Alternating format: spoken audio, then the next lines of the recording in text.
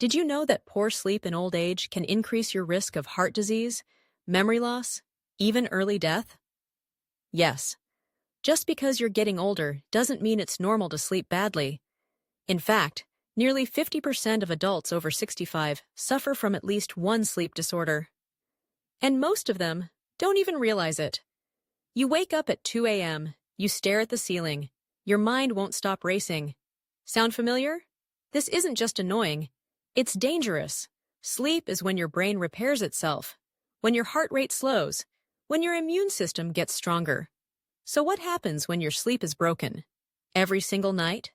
Over time, the damage adds up. Poor sleep in older adults is directly linked to depression, weakened immunity, high blood pressure, and faster cognitive decline. But here's the good news. You can take control of your sleep, starting today. Let's uncover the 5 hidden reasons why sleep gets worse as we age, and what you can do to fix it. You may think trouble sleeping is just part of growing old. That waking up at 3 a.m., tossing and turning, or feeling exhausted all day is normal after 60. But that's not true. It's not harmless, and it's not something you should ignore. Let me tell you about George. He's 74, a retired mechanic from Ohio, used to sleep like a rock. Now, he's wide awake before the sun comes up. Most nights, he wakes 3, even 4 times. His doctor said, "That's just old age." But over time, George started forgetting small things, where he put his keys, names of neighbors. He felt tired, moody, and distant. What George didn't know was this. His broken sleep wasn't just an annoyance, it was hurting his brain. As we age, our bodies change in ways that directly affect sleep. The brain produces less melatonin, the hormone that helps you fall asleep. The circadian rhythm, your internal clock, becomes less sharp. The result? Older adults often feel sleepy earlier in the evening and wake up too early in the morning.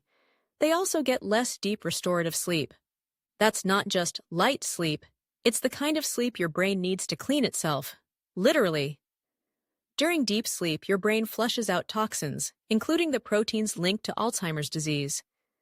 When that process is disrupted every night, those toxins build up. That's the silent cost of sleep loss. And for someone like George, and millions like him, the effects add up faster than you think. Now take Susan, a 68-year-old retired teacher living in Arizona. Her sleep used to be fine, but after she lost her husband to cancer, everything changed. She stays up late watching TV to keep her mind distracted, falls asleep in the recliner, wakes at 2 a.m., and can't go back to sleep. Most days, she naps in the afternoon just to get by. This cycle is so common and so damaging. What Susan doesn't realize is that the very habits she's using to cope are making her sleep worse. Let's break it down. Sleeping in the recliner? That teaches your brain that the TV, not the bed, is the sleep trigger. Falling asleep too early? That shifts your body clock, making you wake up too soon. Napping too much during the day? It steals the sleep drive your brain needs at night. Alcohol before bed? It may help you fall asleep, but it fragments your rest. And lying awake in bed, scrolling your phone or worrying? That trains your brain to associate bed with anxiety, not rest. Susan's habits aren't unusual, they're just unhelpful. But the good news? They can be reversed.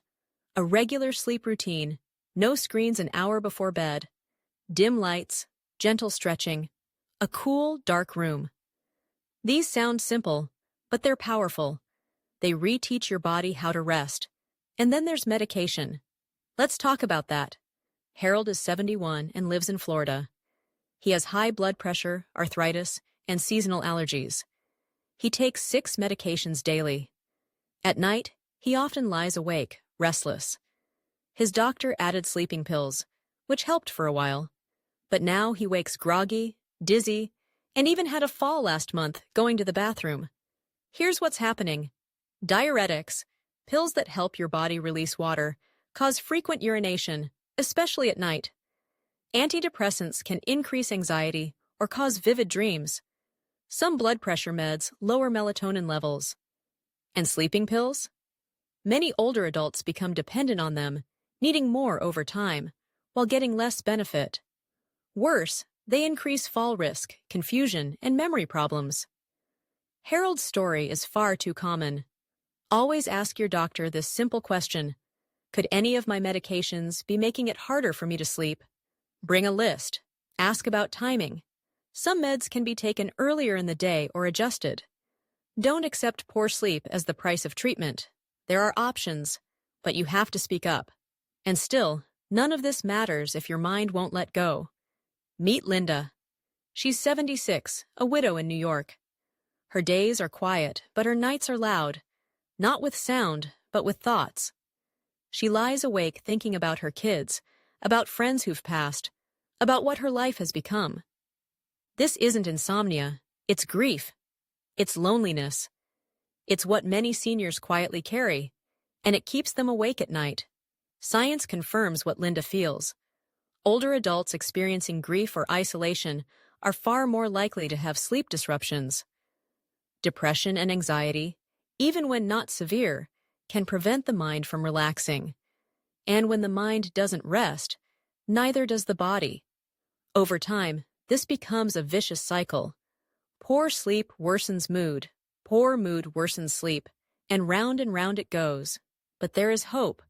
Talking helps, so does journaling, just writing down your thoughts before bed. Deep breathing, guided meditation, gentle music, therapy or support groups. Even a phone call to a friend can make the night feel lighter. Sleep is not just about the body, it's about the soul, too. And the soul needs care. Finally, let's talk about the most overlooked solution of all: movement. Raymond is 69, a retired postal worker in Oregon. Since retirement, he spends most of his day watching TV and checking Facebook. He sleeps terribly. But he's not tired. He's bored. That's the problem. The human body was made to move. Physical activity builds sleep pressure, the natural drive that builds up during the day and makes you sleepy at night. Without it, the brain stays too alert. A simple 30-minute walk in daylight, gardening, light stretching, tai chi, any of these can make a dramatic difference in sleep quality. Raymond decided to join a local senior walking group. Within 2 weeks, he was sleeping better, had more energy during the day, and even lost a few pounds. His mood improved. All because he started moving again. This is not a miracle, it's biology. So here's the truth. Broken sleep is not just an inconvenience, it's a health crisis in slow motion, but it doesn't have to stay that way. Fix your habits, rethink your medications, tend to your emotions, move your body, respect your rest. Because quality sleep isn't optional, it's essential for your memory, your mood, your heart, and your life. Don't wait for things to get worse. Take back your nights, take back your health.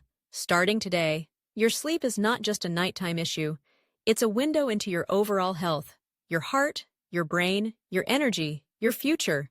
So if your nights have become restless, broken, or lonely, don't ignore it. Don't accept poor sleep as the price of growing older. There is always something you can do, and it's never too late to take back control. If this video helped you understand your sleep better, or reminded you of someone you care about, please share it with them. You never know who might be suffering in silence. We'd love to hear from you. What's been your biggest challenge with sleep as you've aged? Leave a comment below. Your story could help someone else feel less alone. And if you want more honest, science-based health advice made just for older adults, subscribe to Elderly Healthcare now. We're here to help you sleep better, move better, live longer, and live well. Thank you for watching, and take good care of yourself, tonight and always.